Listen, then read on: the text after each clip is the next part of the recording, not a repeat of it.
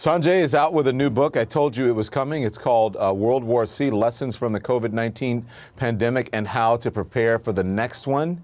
What was the inspiration?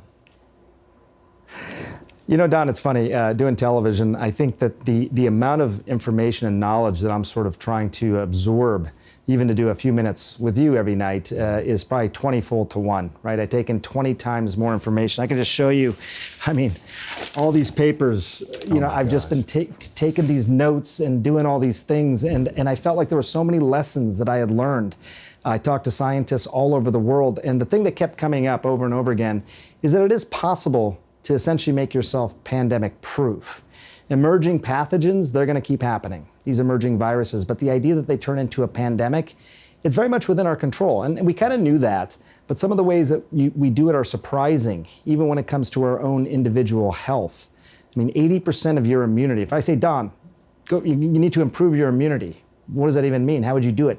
80% of your immunity is actually in your gut. Mm-hmm. It's also a big source of your serotonin, by the way, your mood, very related to your gut. How do you transform your body into one that can better fight this virus, or at least not get so sick from it?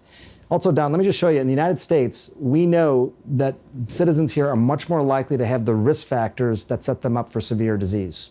Whether it be obesity, whether it be diabetes, whether it be chronic kidney disease, all these types of things, they are the diseases of affluence. They happen in wealthy countries.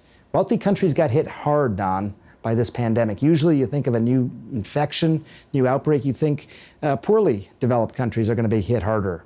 Not the case here. It was almost the reverse. Why?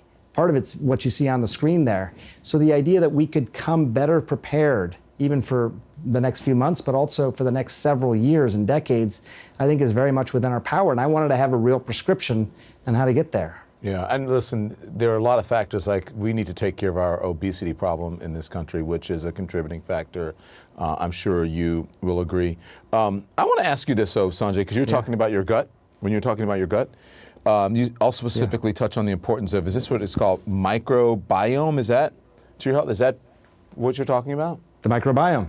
Yeah, the microbiome. So that is this sort of universe of, you know, organisms that live inside our gut and are very responsible for our immunity and for frankly many functions. They call it the second brain in the body.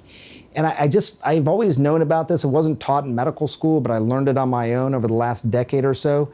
And it's very interesting, again, going to this idea that I'm gonna exaggerate a little bit, but what you had for breakfast this morning could influence how much you'd be affected by the disease tonight because of your microbiome. It is that specific, and there are ways to really put yourself in the best possible position, not only to help, you know, diminish some of those diseases you just saw on the screen, but to make it less likely you're going to get sick of COVID if you get it, or a future pathogen. That part is really striking. Again, there were countries around the world, just show you, South Korea versus the United States. I don't know if we have this. I always use this example because first patients were diagnosed on the same day. Now. Don, look at that. Mm-hmm. The blue is South Korea, red is us. I mean, they're 1/6 the size of us, but how do you explain that? We're all human beings. What did they do so different that we have, 43 million confirmed cases in the United States and they had 300,000? There's something there. There are real lessons, and they're going to be important because, again, there will be more emerging pathogens. These viruses keep jumping into humans. They don't have to turn into pandemics. We can be the blue line next time around, and that's why I really wanted to write the book.